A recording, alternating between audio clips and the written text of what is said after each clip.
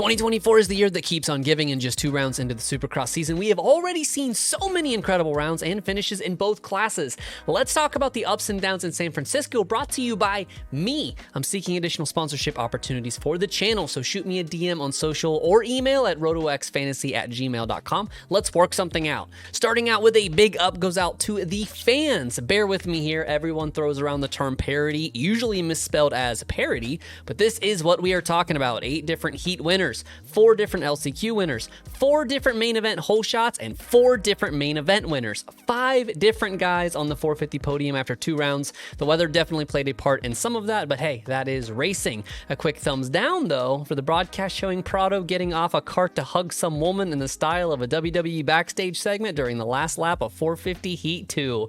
The next up goes, of course, to the great Eli Tomac. And hey, I know a lot of you spent last week waiting for me to get my comeuppance, and I am not afraid to eat crow when I deserve it. I was very critical of Eli on last weekend's episode, and he came out swinging in San Fran, landing second behind his rival Chase Sexton, and at times looked like he might actually catch and pass him. If not for Chase's gate timing and rocket start, it is possible that Eli takes a top step here instead. But I will still keep some reservations about Eli, and I am still concerned that his injury and the effects that it has on his riding style may permeate long into this season. Perhaps a slower pace and hacking 5 minutes from the end of the main is precisely what the doctor ordered for the number 3, allowing him to ride a more calculated and methodical race. I am still hoping to see another podium or near podium finish from Beast Mode in San Diego. I cannot mention Eli without talking Chase, who did not tuck the front despite arguably the worst conditions a racer could expect on this track. Switching bikes is a very difficult thing, and Chase said during the press conference that early in the offseason,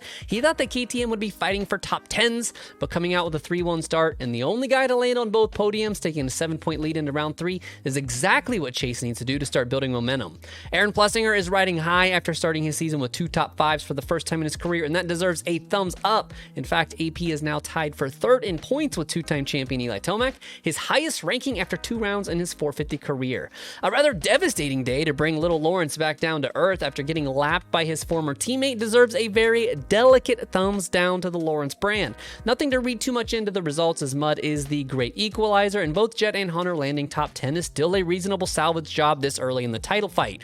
But after dominating the airwaves during round 1, barely a peep for the Aussie boys on the mic, and Jet falling over in front of the leaders as he goes a lap down has to be the biggest blow to the ego of the young champ since his nose wheelie crash in Anaheim back in 2020. Sticking with the 450 class, another devastating day for Malcolm Stewart deserves a thumbs down, even if it was a bit out of his control after the hype last year coming in, and Mookie leading laps at A1 in 2023 before exiting the series early with injury. The 27 just needed to come in and stack solid results this year to get the year rolling, but the moto gods have decided that that is not to be after getting collected in the first lap by Vince Friese last weekend and working his ass off to get back to 11th. Malcolm ended up scoring 0 points this weekend after another first lap pileup, as well as his bike getting stuck on a tough block later with multiple men unable to free him in the slop. I am not sure title was really in play for him coming into round 1, but now 34 points down after just 2 races, it sure as hell is not in play now.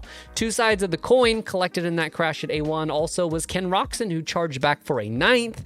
This weekend, Ken is actually credited with the whole shot, but stalls in the very first rhythm lane and has to pull the lever and try to kickstart his main from the back half of the field. It is not clear how many spots he lost from this, but by the time the ticker picks him back up, he's running 14th. At the end of lap 2, he was in the top 5, and by lap 4, he was sitting on the podium. Chase ran 2 laps in the 125s early with a clear track. Ken also ran 2 125s while working through the field and was the only one to have 4 laps south of 128.5 or faster. Despite similar levels of adversity as Malcolm, Ken is just 6 points back of Jet Lawrence for 2nd in the championship. The final thumb for the 450 class is up, and it is for the RM Army. Although Kyle Chisholm missing the main leaves only 3 guys reigning yellow, it was a banner day for the squad with HEP Suzuki teammates Roxon and McElrath finishing 3rd and 4th respectively, and 450 rookie Derek Drake logging another solid top 15 result. This is only the 2nd time Suzuki's finished with 2 yellow bikes in the top 5 since 2016. Roxon and McElrath did it late last season, but before that you have to go all the way back to Indy of 2016 when Roxon finished just 1 second back from Dungey and 2nd on the RCH team, with Blake Baggett landing 5th for the Yoshimura Suzuki Factory Racing team.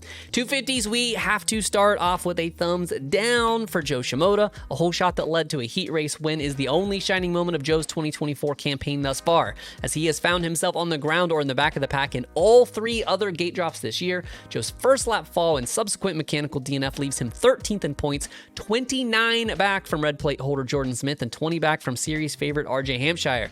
There are still 8 rounds left, but barring major setbacks from all 3 of RJ Smith and Kitchen, this campaign is already a wash, much like Joe's last 2 years of coming in with title hopes. And much of the same can be said for Nate Thrasher, who will also be receiving a thumbs down last night. Again, weather makes some things out of your control, but the man coming in with the most wins in the class falters again in the heat, leading to extra time on the track in the LCQ, which led to a bad gate pick and a bad start in the main that left him 19th after the first lap. Nate inexplicably climbed his way all the way into the top 10 around the midpoint of the main, but it all fell apart from there as his lap 5 took him 3 minutes and 47 seconds to complete, a full 2 minutes longer than his previous 3 laps. This weekend may have been out of his control, but again, the 250 class is so brutal in this that it is short. Thrasher finds himself 24th in the series with just 5 points after 2 rounds, 42 points back of red plate Jordan Smith. At this point, Nate practically needs to win out and have Smith off the podium every single round to even crawl back into the title hunt. It's not all bad for Yamaha though, with a few thumbs up to go around, most notably Garrett Marchbanks, who has a brilliant ride coming from 8th to get his teammate Phil Nicoletti on the last lap to land on the podium. This is Garrett's first podium in almost 3 years, the last coming back at the East Opener in Orlando back in 2021, and the first for the Club MX team since February of 22, making this a big thumbs up for the Club MX Yamaha team that desperately needed some good news as of late.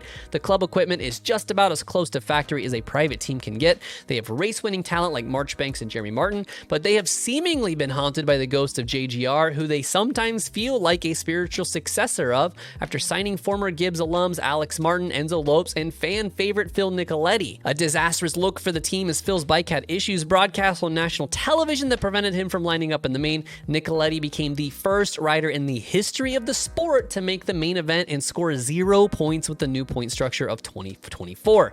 Phil's incredible ride this weekend definitely deserves a thumbs up, as the 34-year-old came oh so very close to landing on the first Supercross podium until being held up by a downed rider and eventually being passed by his teammate just half a lap from the finish. Not a lot of data to read into with a mutter, but a decent salvage ride for RJ Hampshire after slipping up early in the main. A 9th isn't pretty, but thumbs up for keeping it together and staying in the title fight. Ditto for Jordan Smith and Levi Kitchen for going out and riding and racing smart to land on consecutive podiums to start the season for the first time in either of their careers. Levi actually was off the track in the first rhythm on the first lap, entering somewhere around 12th or 13th before methodically working his way through the carnage for that well-earned second spot on the podium.